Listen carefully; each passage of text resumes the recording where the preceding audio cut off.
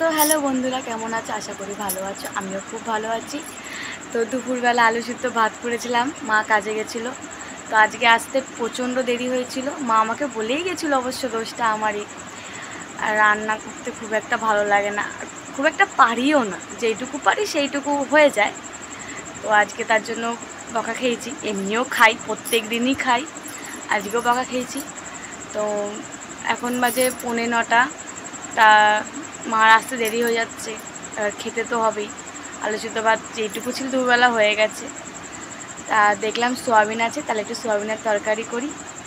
তাই ভাবলাম একটু তোমাদের সাথে শেয়ার করি, একটু ভিডিও বানাই। তো চলো রান্নাঘরে রান্নাটা করা যাক, চলো আমার সাথে। তো আমি আলু সোয়াবিন সিদ্ধ করবো একসাথে। শুধু আলুর সাইজগুলো দেখো, কত বড় বড় না।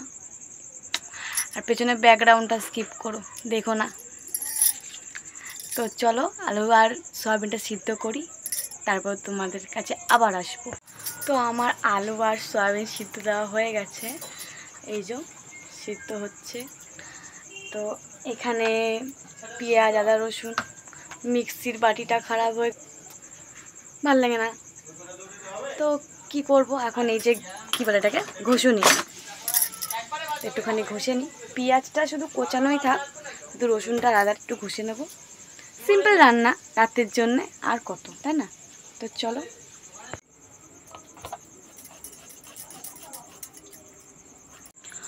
তো আমার আদা আর রসুন গ্রেট করা হয়ে গেছে। তো ওইদিকে দেখেছো, দুদিন ছাড়া ছাড়া এত বৃষ্টি হচ্ছে, কিচ্ছু করার নেই। তো এখন আলু আর সোয়াবিনটা বোধহয় সিদ্ধ হয়ে এসছে। চলো দেখি কেমন ফেনা ফেনা একটা হয় না সোয়াবিন সিদ্ধ হলে। তো ওইটা এই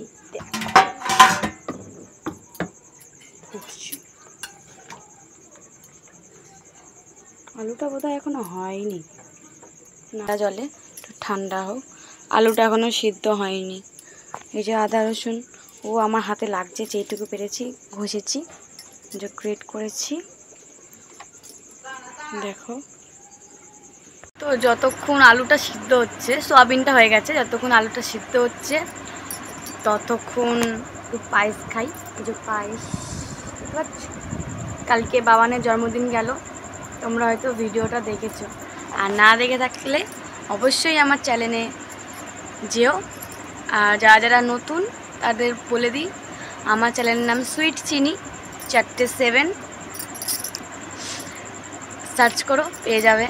তো আমি একটু পায়েসটা খাই, তোমাদেরও বলি কেমন হয়েছে। কালকে তো সেরকম একটা করতে পারিনি, তা যা হয়েছে হয়েছে, ঠিক আছে।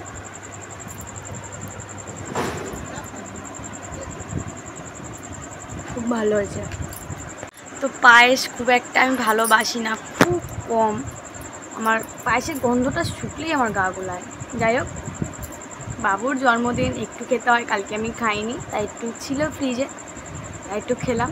তাই 1 চামচ খেয়েই আমার গা গোলাতে শুরু করে দিয়েছি। আমি না, মনে হয় না আমি অতটা খেতে পারবো, তো এইটুকু রেখে দিই, আমার চিনি খেয়ে নেবে। তো চিনি নেই, চিনি ওর ননির বাড়িতে গেছিলো, ওর পাপা এসছে, এখন গেছে ওর ঠাকুমার বাড়ি। তা আমি ততক্ষণ রান্নাটা করে নিই। আর আমার মা এসে গেছে, আমার মা দোকানে গেছে। তো চলো, আলুটা বোধহয় সেদ্ধ হয়ে গেছে তোমাদের সাথে গল্প করতে করতে। তো একবার দেখে নিই। দাঁড়া রে, দাঁড়া দাঁড়া, ছিটকে আসবি না কিন্তু। তো দেখো, সোয়াবিনগুলো ঠান্ডা জলে দিয়ে চিপে চিপে থালায় রাখছি। আর ওটা এখন অনেক গরম, ওটা এখনও নিইনি, তাও এটা অনেকটাই গরম আছে। অনেকক্ষণ রেখেছিলাম ঠান্ডা জলে, তাও ভেতরে চিপলে না একটু। তো ভুলেই গেছিলাম, ফোনে ফ্ল্যাশ আছে, দেখো। বেকার বেকার বেকার তোমরা একটু অন্ধকারেই দেখলে। তো আমি ভুলেই গেছিলাম যে ফোনে ফ্ল্যাশ ছিল। তো চলো, কড়াই গরম হয়ে গেছে, তেল দিই। তো প্রথমে ভেবেছিলাম যে আলুটা ভেজেই করবো, তা বললাম না না, আলু পড়ে গেছে, দেখছো।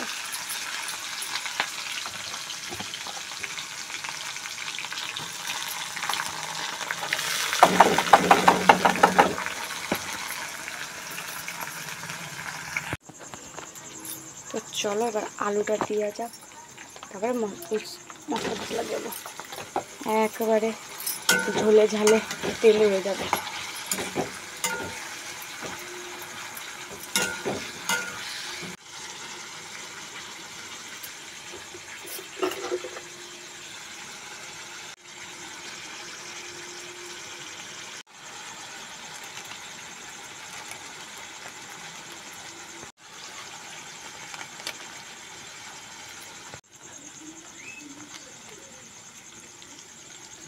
বেশি পড়ে গেল বোধহয়।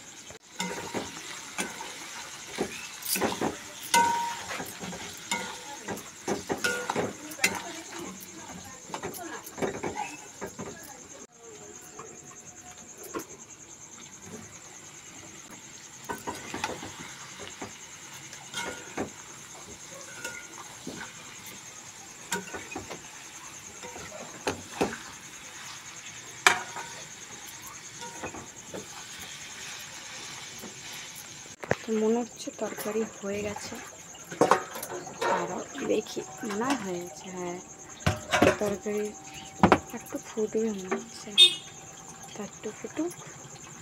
তো তরকারি হয়ে গেছে, একটু ঝোলঝোলি নাড়াবো। তো গ্যাসটা বন্ধ করে দিই আর ঢাকা দিই। তো ভিডিওটা ভালো লাগে লাইক কমেন্ট শেয়ার আর সাবস্ক্রাইব করতে ভুলো না। তো করলাম একটা মিনি ব্লগ না, অনেকটাই লেন্দি হয়েছে। তো তাও, আর কে কে সবুজ চুড়ি পরেছো অবশ্যই কমেন্টে বলো। আমার তো সবুজ চুড়ি পরতে ভালো লাগে, আর শ্রাবণ মাসে তো পরেই। তো ঠিক আছে, টাটা।